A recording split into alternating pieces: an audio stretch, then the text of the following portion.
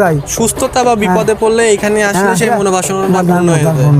আমি আছি বর্তমানে গাজীর বাজারের উত্তর পাশে শ্রী শ্রী বৈরাগী ঠাকুরের আশ্রমে।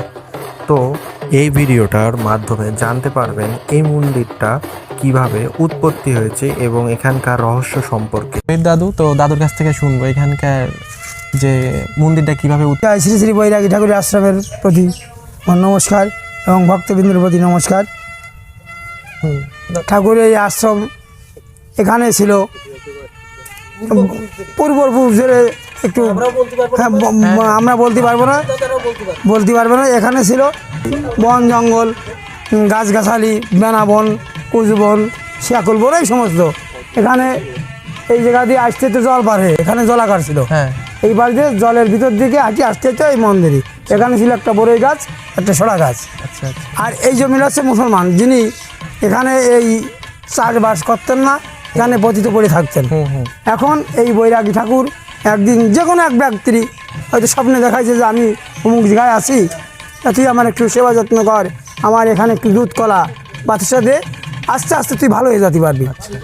এই অবস্থায় ঠাকুরের আস্তে আস্তে আস্তে আস্তে ঠাকুরের এই প্রসারিত শুরু। কেউ না কেউ ওইরকম জানিছে, হয়তো একজন জানিছে যে অমুক অমুক জায়গায় যাই, ওখানে কী করতে যাই, চিন্তা ভাবনা করতে যাই, তুই কোথায় যাস রে? তাহলে ওই বৈরাগী ঠাকুরের আশ্রমে।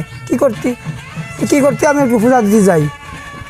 আস্তে আস্তে একজন ভালো যদি হয়ে যায় তাহলে আরেকজনের বাদে, পাশে একজনের বাদে, এই লোকটা ভালো হয়ে যাচ্ছে কী কারণে, কোথায় যায়, কী ব্যাপার, এখান থেকে সবাই একটু দেখি।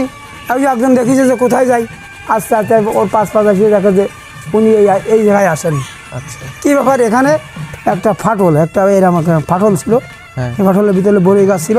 সেই বড়ই গাছের ভিতরে ওই দুধ কলা বাতাসা আর নানা টাকা পয়সা যায় তো দিত। কিন্তু একদিন ধরেন এই যে 3 বিঘা জমি পড়ে আছে, কি কেউ ফেলাইতই না, কেউ ফেলাইতে না। এটা আমার ঠাকুর দাদা বা বাপ কাকারে যে কাকারা আছে এনাদের মুখে শোনা যে এই জমিটা তিনি বললো যে আমি চাষে যাব। তা যিনি এখানে আসেন তার তিনারে স্বপ্নে দেখালো, তাই তো রে সে ওখানে যাচ্ছে নাঙলে, তুই তার একটু বারণ করে আয়, সে জানো আমার ওই জমিতে নাঙলে না যায়। সে গেছে, যে তারে বারণ করেছে, দাদা মুসলমান, এই যে এই গ্রামে বাড়ি পান্তারাঙ্গি, গ্রামের নাম হচ্ছে পান্তারাঙ্গি।